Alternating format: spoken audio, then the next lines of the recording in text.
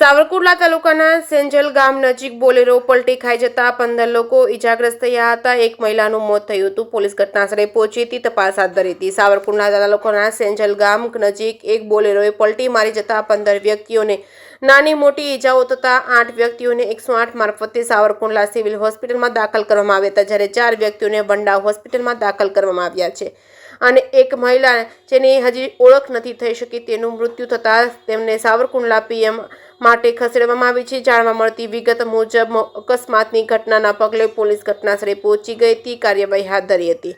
પાલિતાણા નજીક ગઢોળ હસ્તગીરી ગામનો આ કોળી પરિવારના દીકરીના ગઈકાલે લગ્ન થયા હતા। સેંજળ ગામે તેમની દીકરીને ઢગ તેડવા આવ્યા હતા। દીકરીને તેડીને પરત ફરતી વખતે અકસ્માત થયો હતો। ડ્રાઈવર સ્ટીયરિંગ પરથી કાબુ ગુમાવતા અકસ્માત થયો હોવાનું પ્રાથમિક સૂત્રો પાસેથી જાણવા મળ્યું છે।